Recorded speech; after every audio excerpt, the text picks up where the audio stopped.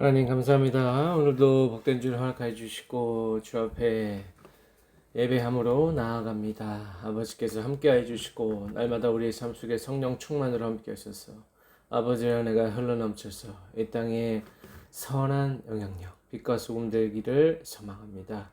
감사드리며 살아계신 예수 그리스도의 이름으로 기도합니다. 아멘. 오늘도 계속해서 사도행전 말씀으로 하나님의 은혜를 나누고자 합니다.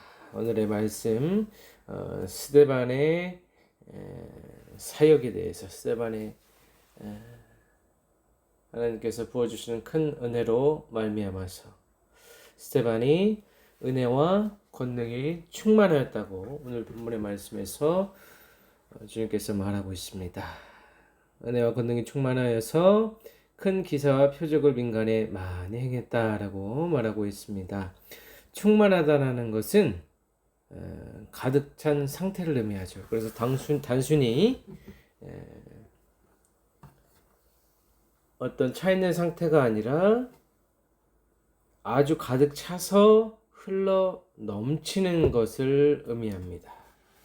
플레레스라는 것은 이제 가득 찬 상태를 의미하면서 단순한 정도가 아니라 넘치는 충만함을 강조할 때 이러한 표현을 쓴다고 볼 수가 있고, 은혜라고 하는 것은 결국 하늘에서 내려오는 것인데 하나님의 주권적인 역사라고 볼 수 있는 것이죠. 초자연적으로 하나님께서 우리 인간들에게 내려주시는 하나님의 호의, 구원의 능력, 은총이라는 의미로 해석할 수가 있습니다.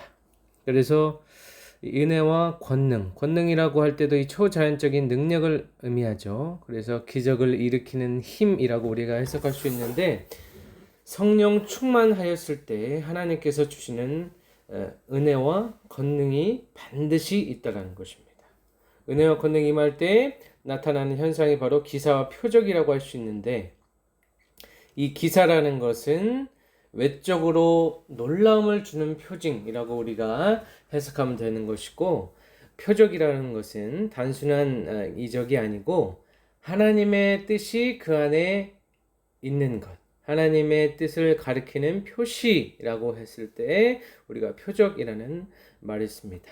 그래서 스데반은 단순한 집행관이 아니고 은혜와 능력으로 충만하여서 하나님의 표적을 드러내는 도구로서, 이 모든 것이 하나님의 역사이기 때문에 스데반이라는 한 사람은 하나님을 나타내는, 드러내는, 그를 통하여 하나님의 모습을 엿볼 수 있는 하나님의 한 조각을 나타내는 것이 바로 스데반의 사역이라고 볼 수가 있다라는 것입니다.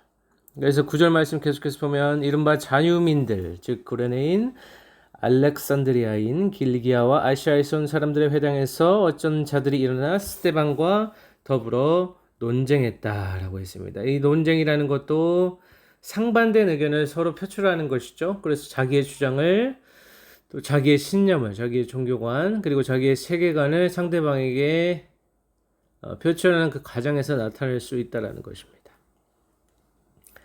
회당에서 일어났다는 것은 단순히 자리에서 일어나는 그 행위 자체를 말하는 것이 아니고 반대하여 일어섰다라는 의미를 가지고 있습니다. 그래서 적대적인 태도를 취한다는 것이 이 일어났다라는 표현에서 우리가 알 수 있습니다.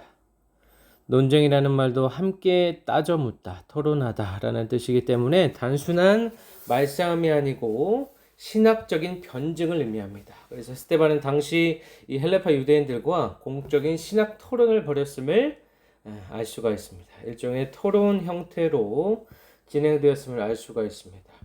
하지만 스데반이 10절 말씀에 보면 지혜와 성령으로 말함을 그들이 능히 감당하지 못했다라고 했습니다. 이 힘을 가진다라는 것은 능력을 가진다라는 것이고 감당하다라는 것인데, 그들이 저항할 힘이 없었다라는 것입니다. 그래서 그들이 스데반에게 맞서려고 했지만 저항하려고 해도 도저히 맞서지 못했다라는 의미를 가지고 있다라는 것입니다. 하늘의 지혜와 땅의 지혜는 극명한 차이가 있음을 우리가 알 수 있죠. 성령 충만하여서 사람의 말이 아니라 하나님의 말로 그들과 함께 있었기 때문에 그들은 압도당할 수밖에 없는 처지에 있었다라는 것입니다. 그래서 스데반이 말한 모든 것이 성령에 의하여서 주어졌음을 오늘 본문의 말씀에서 알 수 있고, 그들은 논리적으로도 감당하지 못했고, 또 스데반을 영적인 힘에서도 그 모두에서도 스데반을 당할 수 없었음을 우리가 알게 됩니다. 그래서 그들이 취한 태도를 보자면 11절에 사람들을 배수하여 말하게 하되 이 사람이 모세와 하나님을 모독하는 말을 하는 것을 우리가 들었노라 하게 했다라고 했습니다. 그들의 언변과 그들의 신학과 그들의 능력으로는 도저히 스데반을 상대할 수 없었기 때문에 그들의 중상모략으로, 그들의 어떤 잔꾀로, 그들의 나쁜 사상으로, 나쁜 생각으로 이제 스데반을 대할 수밖에 없었다라는 것입니다. 그래서 이 매수했다라는 것은 비밀리에 선동했다는 것이죠. 몰래 밀어 넣어서 거짓 증인을 세웠다라는 것입니다. 그래서 거짓으로 대항할 수밖에 없었을 만큼 스데반의 능력과 권능이 뛰어났다라는 것입니다. 이거 하나님께서 하나님께 위탁받은 능력이었기 때문에 그들은 이렇게 할 수밖에 없었다라는 것입니다. 그래서 이 신성모독이라는 것은 하나님의 것을, 하나님의 그 거룩한 것을 훼손하는 말이죠.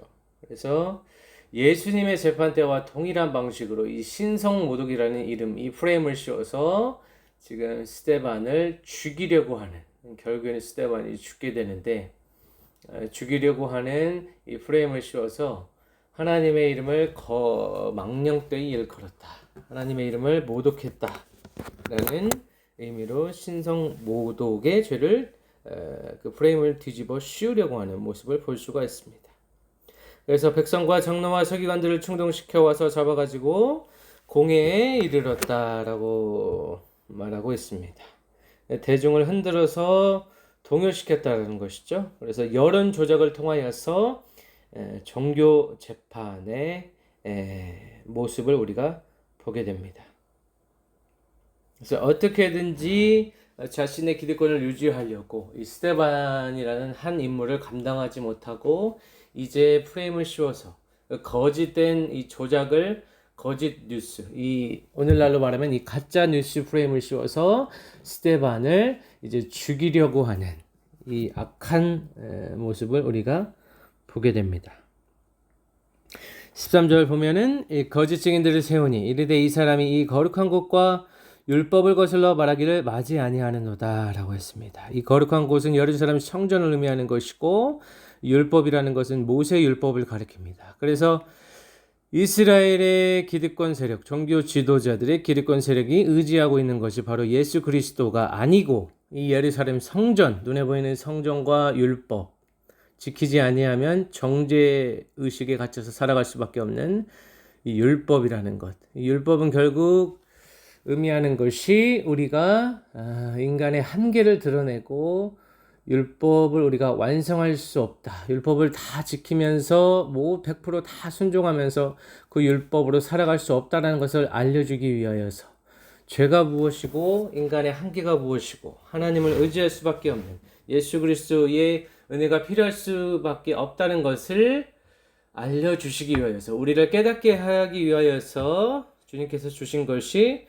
율법이라는 것인데, 율법을 완성하러 오신 예수 그리스도를 설파하고 그분을 전하고 복음을 전하고 부활을 전하고 그분의 생명을 전했을 때에 기존에 있던 그 기득 세력들은, 기존에 있던 그 유대인들은 예수님을 배척한 것과 같이 예수님을 전하는 스데반도 배척했다라고 우리가 볼 수가 있습니다.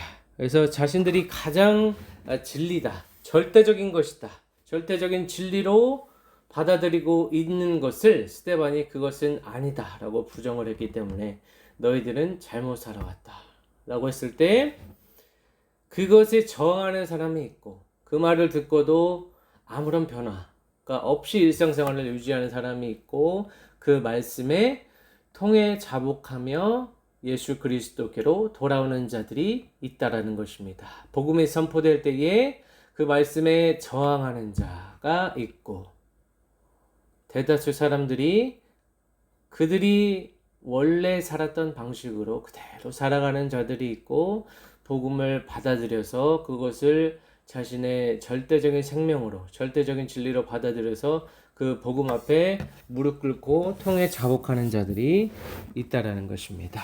그래서 이들은 저항하는 세력의 모습을 전형적으로 보여주고 있죠. 그래서 복음이 전파될 때에 또 복음이 그들의 마음속에 이제 임할 때 성령의 임재를 거부하고 이 말씀을 거부하고 진리를 거부하는 자들에게는 결국 이제 마음의 할례가 필요한 것입니다.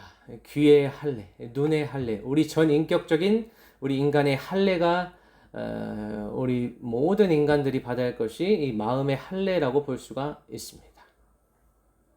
그래서 다시 태어난다는 것이죠. 다른 눈으로 또 다른 귀로 다른 시각으로 바라보게 된다는 것입니다. 예수 그리스도를 다시 한번 바라볼 수 있게 된다는 것이죠. 이것이 하나님의 선제적인 은혜라고 볼 수 있습니다. 이 은혜를 통하여서 우리가 예수 그리스도를 주인과 그리스도로 영접할 수 있다는 것이죠. 이 은혜가 없이는 우리가 깨달음을 받을 수도 없고 그 예수님 시대에도 많은 자들이 예수님을 보고도 믿지 않고 심지어는 저항하고 예수님을 죽는 데까지 예수님을 십자가에 매다는 데까지 그런 형국으로 몰아가는 것을 우리가 보았습니다. 그래서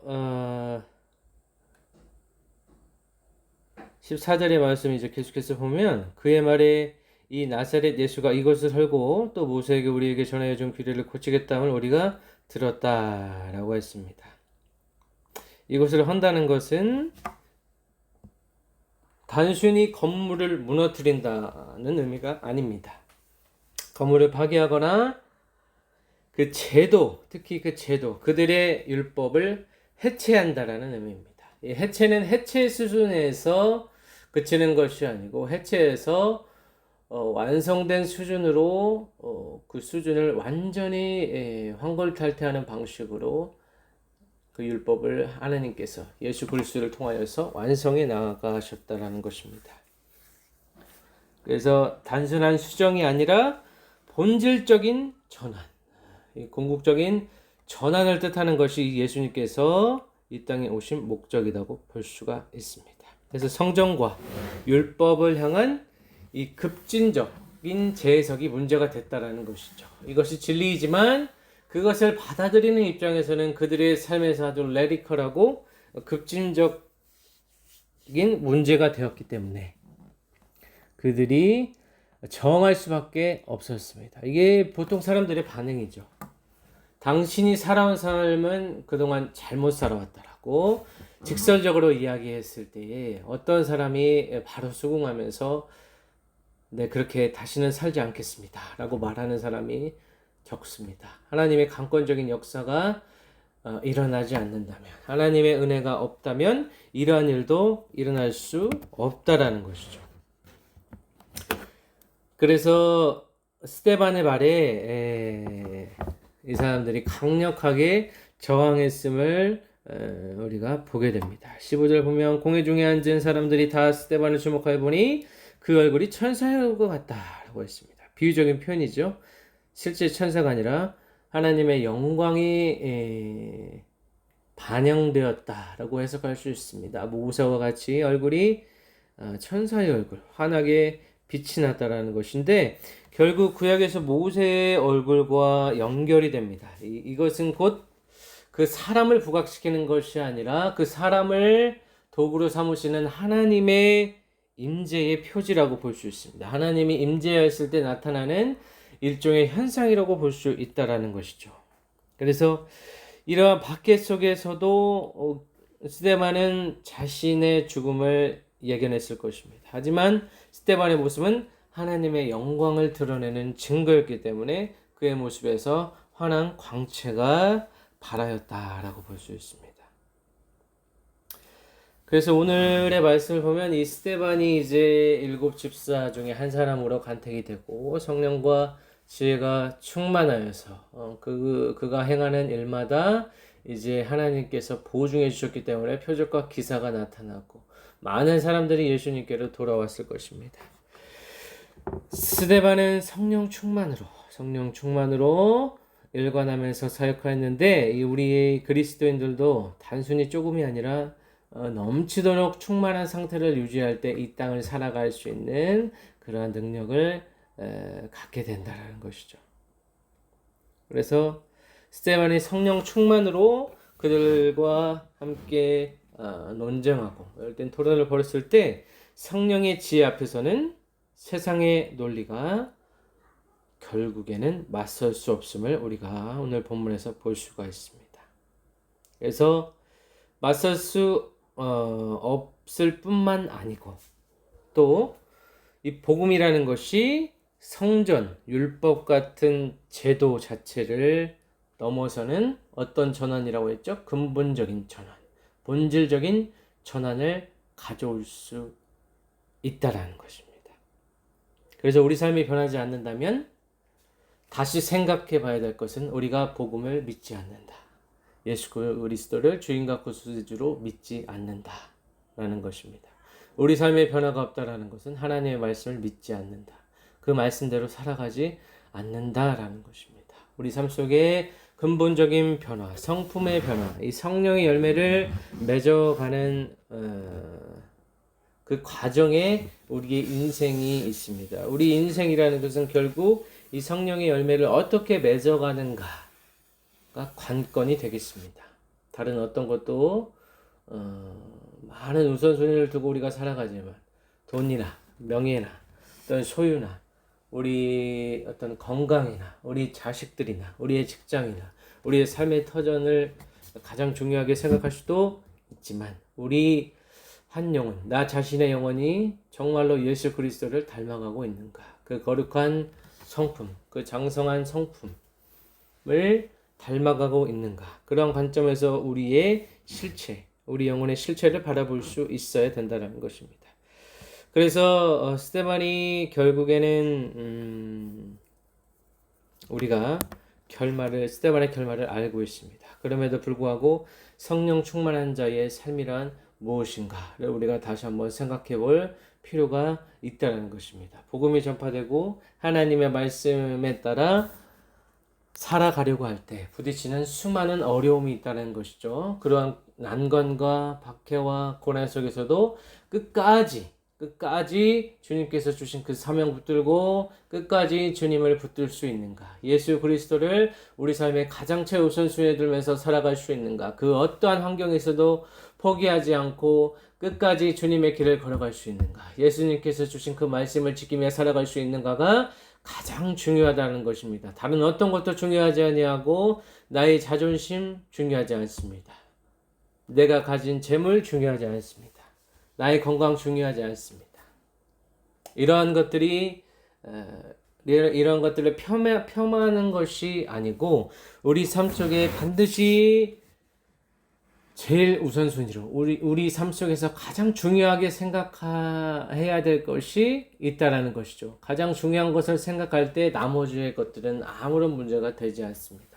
하지만 가장 중요한 것, 예수 그리스도 그 이름을 놓치면 우리 삶의 모든 것을 놓치게 된다는 사실을 다시 한번 깨달으시길 바랍니다. 예수 그리스도 한 분만으로도 우리는 만족하면서 그 이름 앞에 우리는 그 말씀 앞에 철저하게 굴복하고 순종하면서 살아가시길 바랍니다. 그리하여서 하늘의 은혜로 성령 충만함으로 살아가시기를 원합니다. 성령의 세미한 음성 따라 살아가시기를 원합니다. 주님께서 이 시간도 역사하셔서 우리의 삶의 모든 문제는 그 문제가 아니고 그 문제 뒤에 우리와 함께 계시는 예수 그리스도를 바라볼 수 있는 이 시각적인 전환, 이 근본적인 전환, 우리가 복음을 대하는, 말씀을 대하는 본질적인 전환이 필요하다는 것을 주님께서 오늘 말씀을 통하여서 우리에게 보여주고 있습니다. 스데반의 결말은 우리는 알고 있습니다. 모든 사람은 이 세상에 왔다가 언젠가는 주님께로 돌아갑니다. 하지만 주님께로 돌아가느냐, 주님께로 돌아가지 못하느냐는 이것이 이 세상에서 그 어떤 영광을 누리고 그 어떤 부귀를 누리는 것보다 가장 중요하다는 사실을 오늘 말씀에서 분명히 깨달으시고 우리 삶 속에 이 시각의 전환, 관점의 전환, 근본적인 그리고 본질적인 전환을 통하여서 성령 충만함으로 또 우리 예수 그리스도를 우리 삶 속에 가장 높은 곳에 또 가장 가까이 두면서 살아가시는 우리 복된 진위 공동체 되시기를 예수 그리스도의 이름으로 간절히 축원합니다.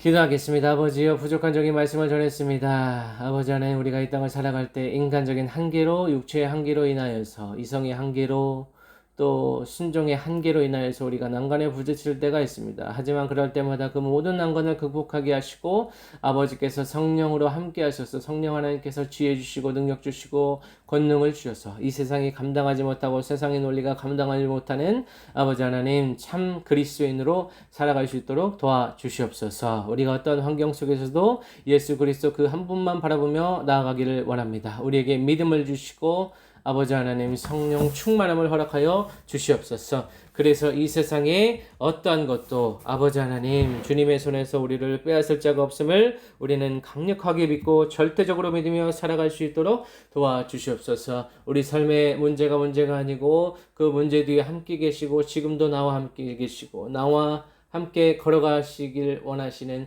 예수 그리스도 바라볼 수 있도록 도와주시옵소서. 날마다 성령 충만함으로 함께 하셔서 우리가 주님 안에서 평안함을 누리고 아버지 하나님 주님께서 주시는 참된 기쁨 속에서 살아갈 수 있도록 주여 아버지 도와주시옵소서. 감사드리며 살아계신 예수 그리스도의 이름으로 기도합니다. 아멘.